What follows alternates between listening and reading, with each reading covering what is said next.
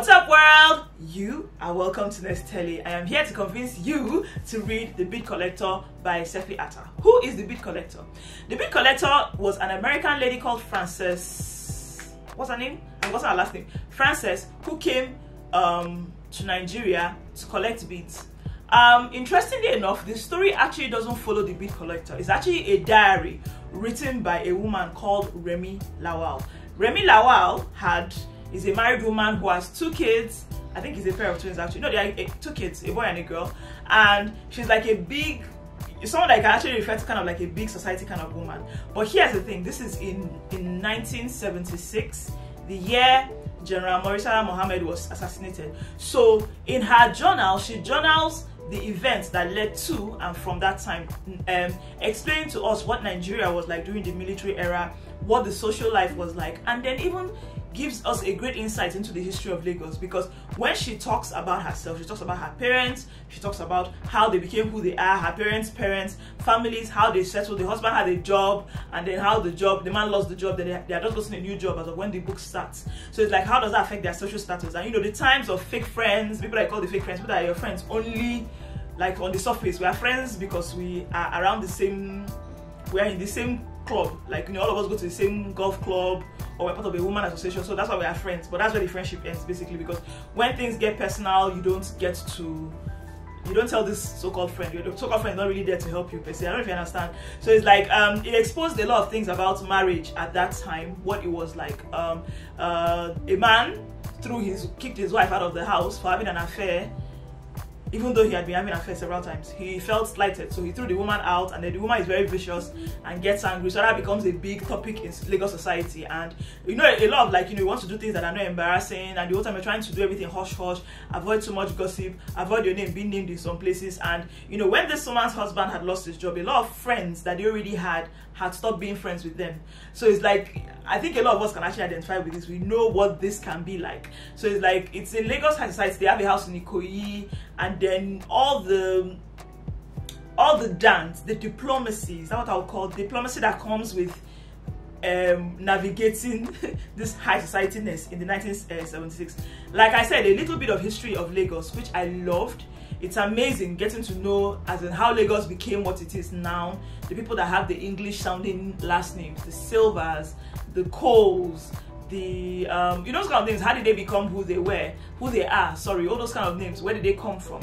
The old Lagos that we know, you know, then when the colonizers, as the white people left, what did they leave and what did they leave them to do? Then how deep corruption had gotten at that point and what it became. And even the likes of the issue with NEPA, like that's lights, the power in Nigeria, electric power in Nigeria, how electric power was kind of felt like, reading, she didn't say it outright in the book, but from reading the book you get the feeling that electric power was controlled in such a way to control what people got to see or not. So it's like, for people not to have access to information, maybe on the TV or whatever, the light will suddenly go off in Lagos, that kind of thing, and it can go on for 12 hours or for 24 hours depending on what happens. So in between all this, General Muritala Muhammed gets assassinated, and you know, questions starts getting asked.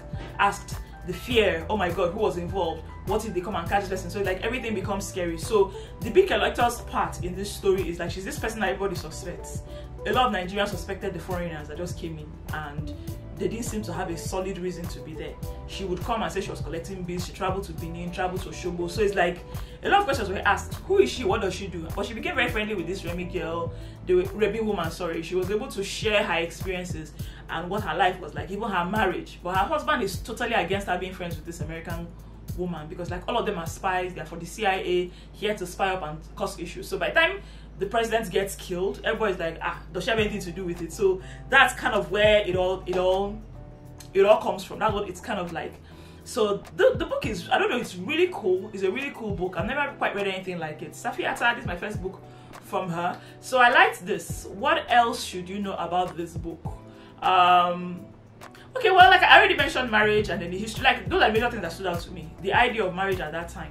There were different people. There were like 2 people that were married to these society ladies, and they had families in other parts of the world, some families in other parts of the country, and what did that say about them, and how vicious these women were about women that didn't agree to stay in their marriages. It's like, why is she not strong enough? She should sit down there. So it's like, Remi is a very she spends a lot of time self-analyzing or generally analyzing her situation. She's like, how do you get angry for someone not being strong enough to stay? Meanwhile, you're too weak to leave your marriage. And the general arrangement, what it was, she was working, then she stopped working, and then after the children were born, then afterwards she decided to open a card shop.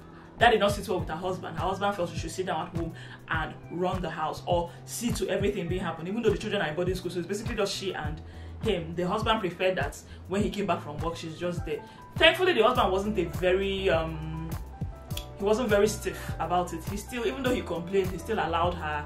Two of them had a good enough relationship to be able to live through that and all that. Okay, so disclaimer. The thing with this book is that it's a big book. It's big. It's 356 pages long, but not only about how big the book is. It's like I thought it's an event within the event kind of book, so it feels like a trek. This is something I think we should be using a lot to rate our books when it comes to, like, you know, the jump to action. There's a trek, there's a bicycle ride, there's a run, like a marathon, there's a sprint, you know, maybe there's a flight, there's a car chase. I don't know what I'm going on about.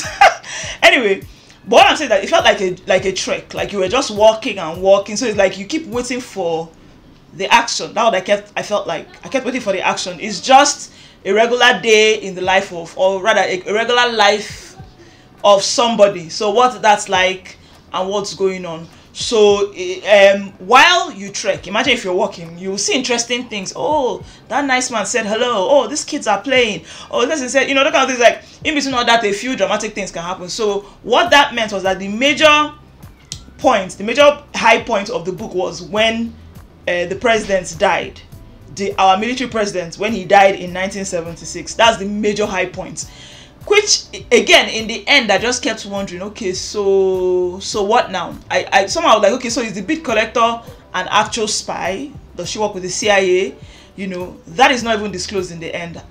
You're allowed to go with your own opinion based upon what you've read. So it's like, it's, how do I put it? I'm not even saying that the book is a boring read. It's actually an exciting read, but I just kept waiting for a high point. And it didn't seem to be there per se. Maybe I'm just used to watching too much action movie. I suspect that's the problem. Anyway, that being said, this book is gorgeous. Sefi Atta, much respect. My first book from you.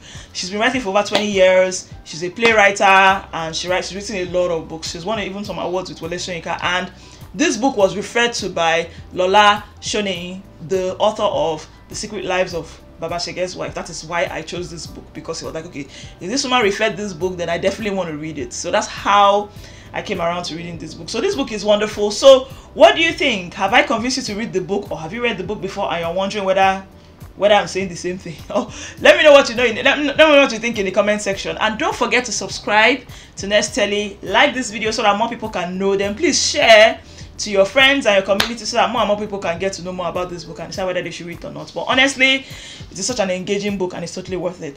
Thank you so much for watching. Bye bye.